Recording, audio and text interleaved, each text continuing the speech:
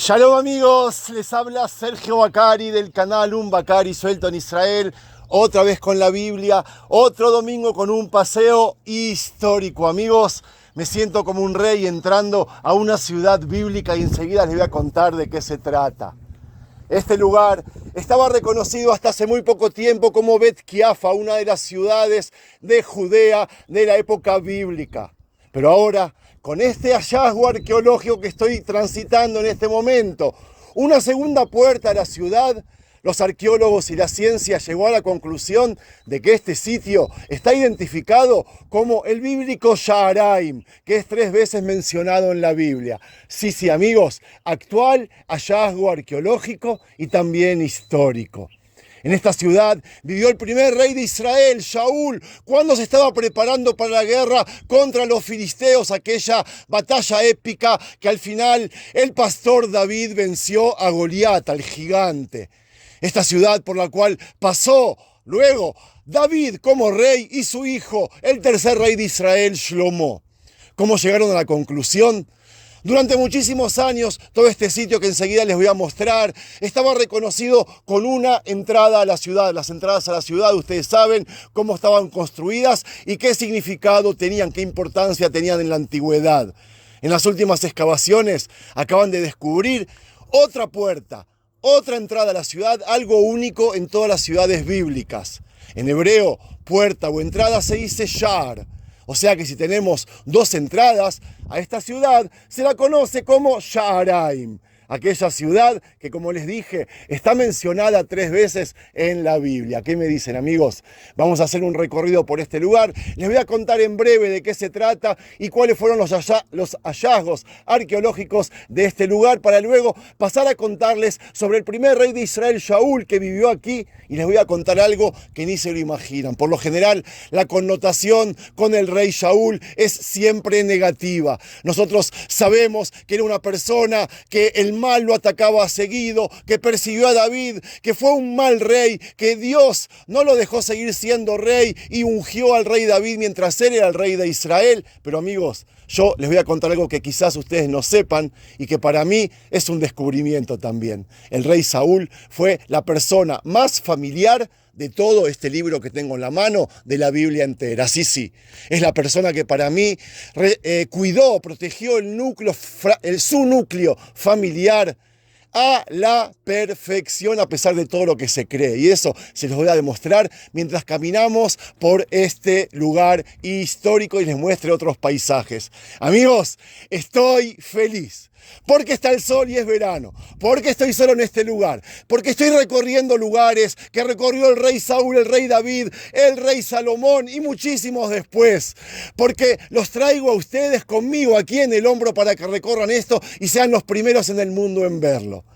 Gracias por participar, amigos, y les recuerdo que YouTube no está enviando notificaciones de los videos que yo hago, así que la mejor manera es inscribirse en los grupos de WhatsApp y Telegram, en los cuales nosotros enviamos notificaciones cada vez que hay publicación en el canal. Nadie puede escribir, solo recibir mensajes. La descripción para cómo inscribirse en los grupos de WhatsApp o Telegram en la descripción de este video. Empecemos a caminar, amigos. Va a ser un día espectacular. ¡Oh! ¡Qué hermoso! Amigos, estamos muy cerca de la ciudad Bet Shemesh, a 2 kilómetros del valle Aelá, entre Sojó y Azeka. Aquellas colinas que vemos frente, en las cuales acampó Israel y los filisteos antes de la batalla entre David y Goliat. Increíble, ¿verdad? Estamos tocando la historia, estamos oliendo la Biblia con su aroma original y no exagero. Esto que huelo hoy es lo que se olía incluso en esos tiempos. La misma tierra, el mismo cielo, las mismas piedras. Emoción pura, amigos. Entremos a la ciudad, a Sha'araim. No sé si distinguen, pero empecé el paseo por la segunda puerta a la ciudad porque necesito el sol de espaldas. Entonces vamos a terminar el video donde lo comencé. ¿Y saben qué? Se me ocurre que nunca hice un video sobre las entradas a la ciudad y su función, sobre la importancia que tenían en tiempos bíblicos y todo el resto. ¿Por qué los cuartos a los costados? ¿Por qué las casas detrás de las murallas? ¿Quiénes le daban la bienvenida a los que entraban? Etcétera, etcétera, etcétera. Les debo un video y pienso hacerlo lo más pronto posible, más pronto de lo que se piensan, amigos. Es un tema irritante. Irritante se dice.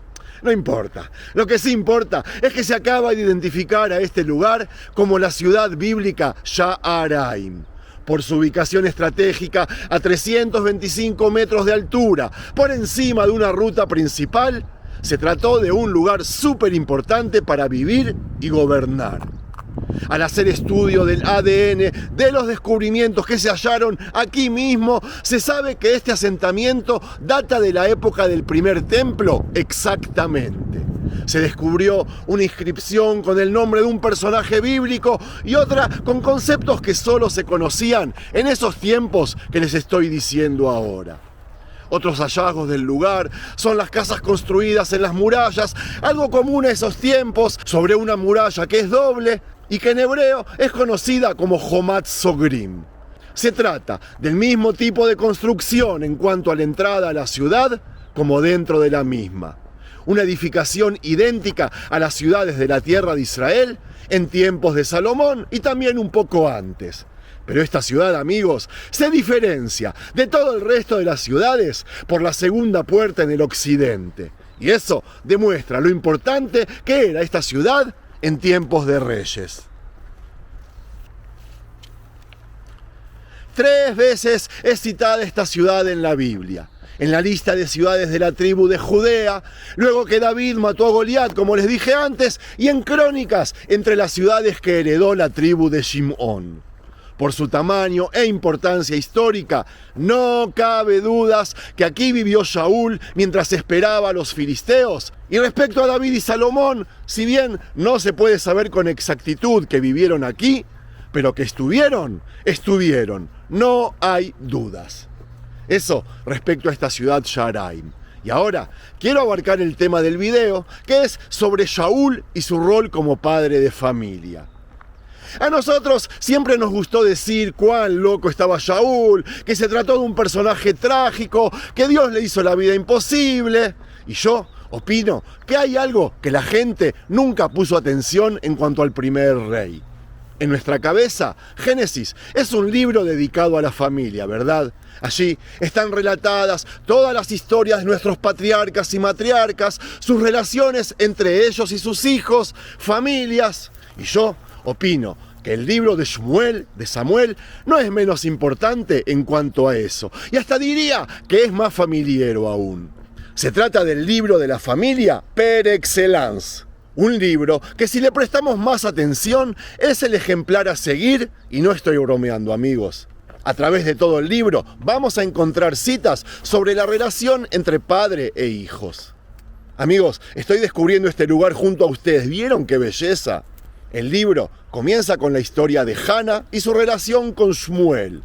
Luego llega Elí, el Cohen, y la relación con sus hijos. Luego llega Shmuel y sus hijos, y luego llega Shaul. Yo quiero afirmar que la relación entre esos padres e hijos reflejarán en un futuro la relación de esos hijos con sus hijos. Y de acuerdo a eso, el rey Shaul fue un padre e hijo ejemplar y debería ser considerado un miembro de familia digno de imitar. Y otra vez, amigos, no estoy exagerando. Ojalá todos fuéramos padres e hijos como él. Les paso a explicar cómo llegué a la conclusión. Les voy a demostrar que desde que lo presentaron y hasta el día de su muerte, Shaul conservó su núcleo familiar como ninguno antes o después en toda la Biblia. ¿Cómo lo conocimos? Cuando buscaba los burros que se le habían escapado a su padre, ¿recuerdan? Le importaba mucho sobre su padre Kish. En cierto momento, Shaul le dijo al sirviente que lo acompañaba una frase que refleja cuánto quería a su padre. Vamos, regresemos, no sea que mi padre empiece a preocuparse por nosotros en vez de por los burros, le dijo. En esta oración vemos cómo él, además, pensaba que su padre se preocupaba por Shaul. Si seguimos leyendo, en el encuentro con el profeta Shmuel, veremos cómo hay una preocupación recíproca entre padre e hijo. Amigos, siguió la historia, Shaul creció y se casó. ¿Y saben cuántas mujeres tuvo el tercer rey de Israel, llamado Shlomo? Entre esposas y concubinas, 1000 mujeres, amigos. ¿Saben cuántas el segundo rey de Israel, David? Mijal, Ahinoam, Abigail, Maajá, Hagit, Abital, Eglá, Bacheva. La cuenta sigue, amigos. Y no cuento las concubinas. ¿Y saben qué, amigos? Shaul tuvo una sola esposa y después una sola concubina. Un solo amor toda su vida. Incluso cuando era rey y podría tener como mujer a quien quisiese. Una sola mujer, amigos, es nada en los números que se barajaban en esos tiempos. No solo eso, Shaul se preocupó toda su vida por sus hijos, así como sus hijos se preocuparon por la de él. Igual que la preocupación entre el mismo Shaul y su padre Kish. ¿Cómo llegué a esta conclusión? Porque así como todo el texto nos habla bien de David y mal de Shaul, siempre hay un techo de vidrio que la Biblia nunca pasa. Los hijos de Shaul siempre hicieron cosas por David, pero hasta cierto límite, un límite llamado papá. Por ejemplo, cuando Mijal, la hija de Shaul, ayudó a escapar a David, su esposo, de su casa, ellos ya estaban casados y ella no lo acompañó. Y yo me pregunto, si era su esposa, ¿por qué no huyó con él? ¿Por miedo? ¿De qué tener miedo estando con David, el héroe nacional que estaba acompañado de todo un ejército? ¿Acaso Rachel y Lea se quedaron con su padre Labán en el norte cuando estaban con Jacob y Jacob decidió volverse a Israel? Ella estaba casada con David, debía huir con él. Abigail, por ejemplo, no le tuvo miedo a su marido el carmelita. David incluso tuvo después otra mujer, Ahinoam israelí, y ambas esposas anduvieron dando vueltas con él por el desierto sin temer. Pero Mijal se quedó con su padre como buena hija. ¿Se acuerdan de Jonatán, su hermano? Hice un video hace poco sobre su relación con David, ¿recuerdan? En todo momento, Jonatán estaba del lado de David, pero a la hora de concretar, optó por su padre Shaul. Esa sí fue una tragedia, amigos. Juntos toda la vida y al final Jonatán, cuando tuvo que optar, lo dejó a David solo y regresó al palacio de su padre como buen hijo. Y Jonatán le había regalado sus ropas a David, su armadura. Era un amor sin fronteras entre dos amigos, amigos del alma. Pero por lo visto sí había un límite. Un límite, como les dije antes, llamado papá. Amigos, ¿qué me dicen de este espectacular lugar? Yo sigo caminando por las piedras y me siento un integrante más de esos tiempos. ¿Y ustedes, amigos? Shaul creció en una casa que los padres se preocupaban por sus hijos y él se comportó de la misma manera. Si no mejor, Sus hijos siguieron su camino. En David, en cambio, no había ese tipo de relaciones en su casa en la que se crió. Recuerden cómo lo conocimos, cuando su padre no recordó que David estaba en su propia casa junto a sus hermanos. ¿Se acuerdan que Shmuel fue a ungirlo? ¿Y qué pasó ese día? Su padre, Ishai, se había olvidado de él, su propio padre. No solo él, todos se olvidaron de él ese día. Si no fuera porque Shmuel volviese a preguntar en la casa si había otra alma viva, toda la historia de David no hubiese sido contada. Se habían olvidado de David, amigos, así lo conocimos. ¿Sigo? Cuando Ishai, el padre, lo envió a que le lleve comida a sus hermanos, el hermano mayor que estaba ahí lo retó. Le dijo, ¿para qué viniste? ¿Con quién dejaste las ovejas en el desierto? Eres un insolente y tienes malas intenciones en tu corazón. Has bajado aquí para ver la batalla y no para traernos comida. Amigos, ¿qué es ese pésimo ambiente dentro de una casa, dentro de una familia? Entonces, no debe de extrañarnos que los hijos de David tratarían así a su padre o se llevarían así de mal entre ellos. Les dije, así como todos los personajes de este libro se educaron como hijos, ellos educaron a los suyos como padres, y en la familia de David, o Shlomo, o todo rey posterior, siempre hubo guerra entre hermanos, entre hijo y padre, entre padre e hijo. En todos, menos en uno, el primer rey de Israel, llamado Shaul. Amigos, podemos decir lo que querramos de Shaul como persona o como rey, pero como padre o como familia, siempre funcionó a la perfección.